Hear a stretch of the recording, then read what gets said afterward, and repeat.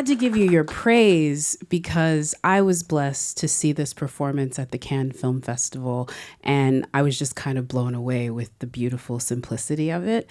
I imagine this is an interesting script to get sent into your inbox at any point because I'm sure it was just as captivating on the page. So I'd love for you to talk about when you first found out about the character and would be working with this sort of like now prolific team that Joachim sort of puts together. Yeah, I mean, the first time was just, I got the scenes for the audition. I went like a regular audition.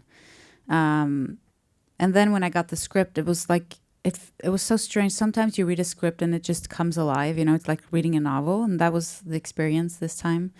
And all the characters felt so real and alive and true. And I was so like emotionally taken aback by it, if that's a word in English.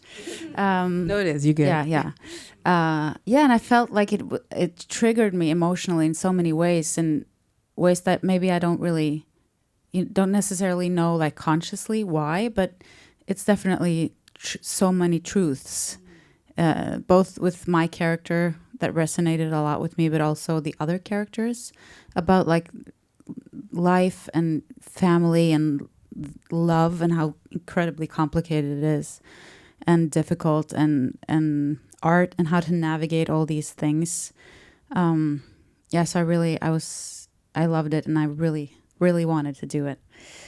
I mean, I'm so glad that you did. You just took a gut punch to us in so many scenes in this, and you're so good at it. I've often talked about this when the three of you ladies are together between Renate and Elle and yourself, because the lovely folks at Neon always put them together, and I'm like, this is the best, like, triumvirate. But Elle has this very meta performance as playing an actress, playing a role that she's not meant for. And also Renate to a certain extent because she's playing an actress as well. But with yours, I think it's interesting. You're this very passionate, dedicated. This woman is fighting jet lag at all these events, trying to get over here from Norway while being a working mother. And you're playing somebody who looks at all of that like, I can't do this. I'd be curious what that was like for you to live in the shoes of somebody who, in a lot of ways, is a bit antithetical to how you approached your craft. Like you're literally doing the opposite. You're being much more like Elle or Renate, like passionately going to these parts. Yeah. Do you mean like the like character? the juxtaposition, between what the character sort of thinks about acting at this point compared to what you personally think about acting at this point? Yeah, we're very different there because Agnes isn't an actor. She was a child who was used in a movie by her father, and I talked to Joachim about it, whether or not she was actually an actress or a good actress, and he feels she was, and that she could have continued acting if she wanted to, but she's made a very conscious choice that that's not for her, and I think it's true because it's not for everyone, and I think people can be good actors but not necessarily have the passion for it, or it's a crazy job. I do a little acting teaching I've done, and I always say, if you can do something else, just please do something else, because it's something that you do if you have to, if you can't not do it. But if you have something else that you can do, I think you're going to be much happier, to be honest. And I think Agnes knows that. And she has other things that make her happy. And she has the experience of making that movie when she was a child, I think is very complex. And I think during the movie, she sort of realizes more about what that was. And maybe the small traumatic aspects of it sort of being used by her father and him leaving her. I think that's a big wound in her that she's suppressed for a long time. Yeah. The one thing I found that to be particularly interesting is I know, like, to your point, what you're saying to your students, it's like you have to be dedicated to this because of how much it demands of you. And in this role, you had an interesting demand on top of the incredible script, acting along people like Stellan and Renate. You have this little tiny human who doesn't have that much experience on a film set that you are in closest proximity to. And I feel that's another aspect. I'm curious if your role as an acting teacher helped you in that, or your role as a mother. Like, what was it like? Because I always find that when you have people that are having to do acting scenes with that, it's always like, I don't know, an extra level of difficulty. With children? Yeah, with children. Yeah, I've done that a few times, and I'm almost at the point where I don't want to do it anymore, because not because of the children, but because I feel like this is wrong. This is a child. They should not be in a workplace like this, because it's intense, and you don't have time to, or it's difficult to take the time to take care of them. But at this set, I think it's the best experience I've had working with children and in this setting. And Joachim is very good at he was very good at making Øyvind feel safe and listened to, and it was all on his terms, sort of. So it felt right. It felt like we were all taking care of him, and he was out running around. He's very active. He's very different from his character. He's very active. And then he just came in, and he just went into this.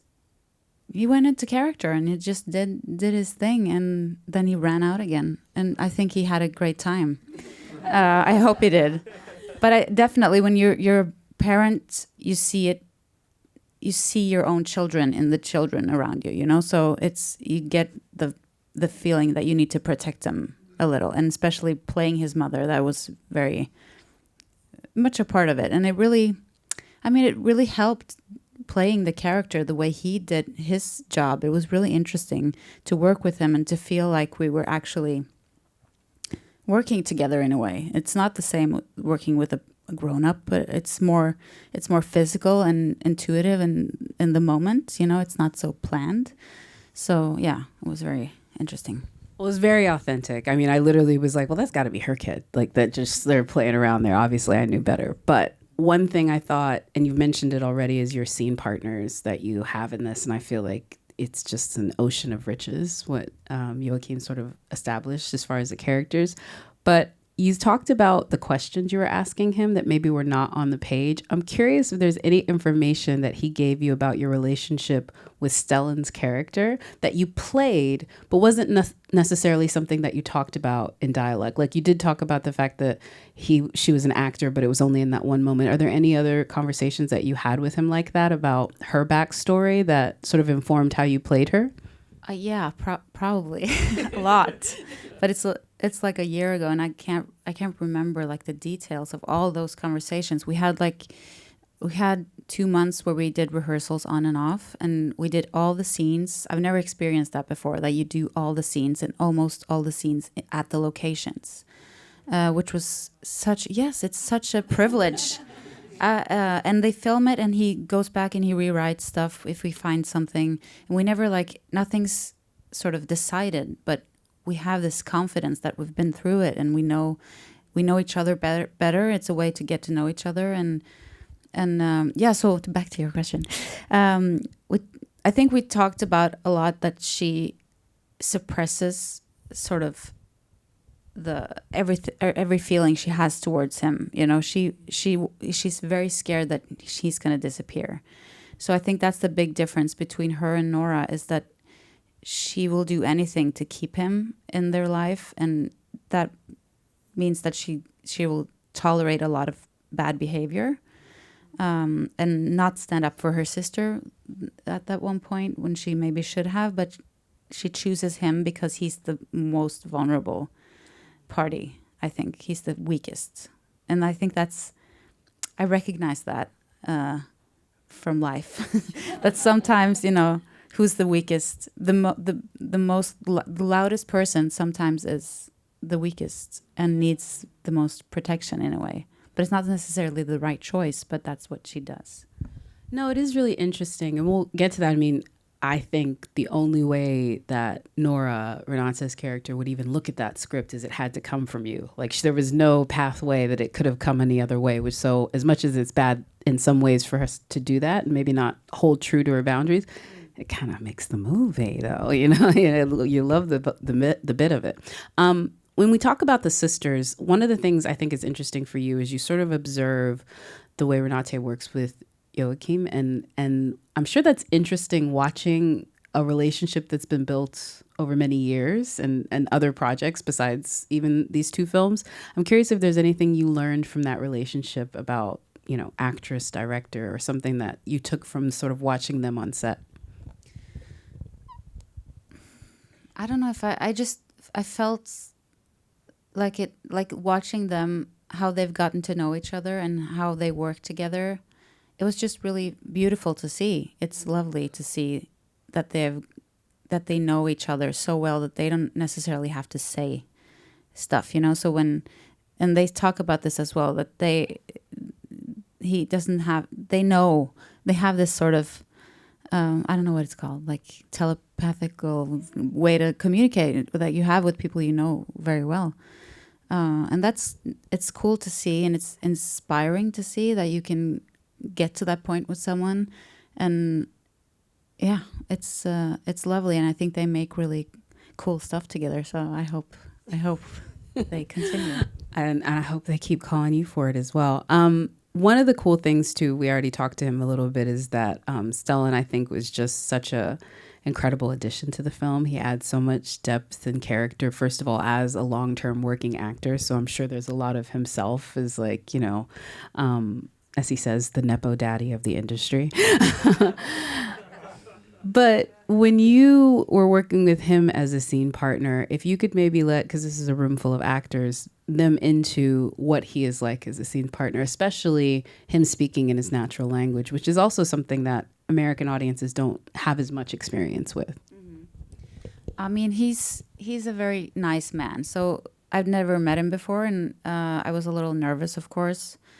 But just immediately you just get to know him. He's very like a calm, down-to-earth kind of person. So it's just immediately just a colleague, right?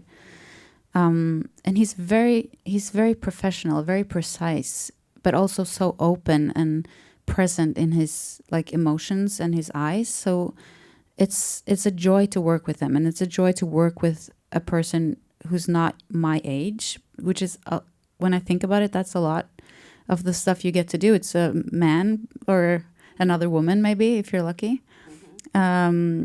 So that was very interesting to see the dynamic and to play like a father-daughter scenes with him being such a great actor and so emotionally available, but also so like reserved in a way, the way he does it. So it's so like mysterious and interesting and exciting to go into it. Yeah. I'm curious for you, once you got the script and you knew where the emotional beats were and you knew kind of everyone else's scenes, what scene were you most either excited or nervous to, like when you know that's your day on the call sheet, you were like, okay, what was that scene? What was that moment that you were maybe most anxiously anticipating might be the right word? I mean, there were a few, but I was excited for all of the scenes, so I was never scared. Sometimes you're kind of scared, but I was excited because we went through it, so I was anticipating it with like joy all the time. But I think the scene where Stellan and I have a little discussion, that scene I was very excited about, and I was excited. We had talked about like exploring the anger that she feels and that she's been suppressing, and how we worked with that day was very interesting, because sometimes as an actor you just go for, it's anger, so that's explosive and that's interesting to feel and to do, and then to see when you do that, do a few takes where you just try to scale it down and maybe go off to the side, and Joachim would tell me, okay, now try to like focus on this part and how that changes, and how it changes in the body physically, how it changes after having like exploded for one take. Stuff like that was really interesting. And the scene with Renata, when I gave her the script, was also the scene that we knew was very important, and we hadn't sort of planned it, how it was going to go, and I wasn't sure about how I was going to deliver the line, or if I was going to use that text, because I felt it was kind of difficult to understand, like, what is it with the script that is so amazing? I haven't read it. I've just been told it's amazing script, so you have to like figure out what is it I'm trying to what is it I'm trying to convince her of? It was kind of difficult. And but it was very, like, it was so emotional, the moment when she sits at the table, and I came in and she was there and we didn't talk before the scene. And she was like, so she was not there present. So she was present, but she was in this depressed state, which was really disturbing to see someone, in that state. And she does it so well. So yeah, it just made me so emotional. And then she does the monologue so brilliantly. So I just broke down, and it was all of these emotions that it was difficult to, like, I was scared to, like, how do you say it? Like, spill it out in a way. Yeah. So I felt I had to, like, this is not about you. This is not, you have to, like, hold it in. No, I was actually going to say one of the more brilliant parts of that scene is how she is fighting to say what she needs to say. And she just eventually gets to that refrain. It has to be you. Yeah. Like, when she finally gets to that word of, like, explaining to her, like, yeah, no, there's nobody else. I think that was so interesting, that sort of, like, push and pull of it. And so I'm guessing from what you're saying is that was just a physical reaction to what she was doing. And it was just of the day. It was sort of. It was because it's based on, like, what we've talked about and the preparations and all of that. But it's with Joachim, it's such a feeling of freedom that you can go into the scene without having decided on things, and without being afraid that you're not going to make it. So it's a liberating feeling as an actor to go into the room and just be open to what's going to happen and be confident that it's gonna happen. Something's gonna happen, and yeah, just being with the character, with the text, with Renata. It was one of, like, the career highlight for me, experiences I've had as an actor, of that feeling of being completely, like, taken by the situation and the character. Yeah. And it's taken so many people. I feel bad. I didn't, like, give everyone here that watched it the appropriate moment when we came in, because I know it's a very emotional film. And, like, I came in here, hi, how are you doing? And, like, everyone is still wiping away tears. But that is also something that I'm sure you've experienced, where, like, you come into this and, like, everybody is, like, so emotional having gone on this journey. I'm curious, what has been your favorite reaction to the film since it's premiered at Cannes? Because you've been in front of a lot of audiences with it. And now that you're on the awards circuit, there's a lot of people, I think, talking to you about it, both inside Norway and outside. What's been your favorite sort of moment where someone has spoken to you about it? It'd be lovely if it'd be one of these folks at these award shows being like, I loved it. Well, I mean, it's great when someone you've seen your whole life appreciate what you do, right? It's crazy. It's just crazy. So I could talk about that, but I think going to screenings and meeting people, like, regular people who are not famous, but who have had a big experience and who are in tears and who have to, their stories spill out of them. They tell me personal stories about their families because they have to, in a way. And I really, it's amazing to be a part of that. It's a privilege, and it's so interesting how it's so similar. Our relationships with our families are so similar. The sister thing, it's the same. The brothers and the fathers and the mothers, it's like, no matter where you live in the world, it works the same. So that's been just so wonderful. It is the power of really great art, though. If you don't make it the way that y'all made it and it doesn't have performances, then it doesn't ring as universal as it has for this. So that is definitely a testament to what y'all have done.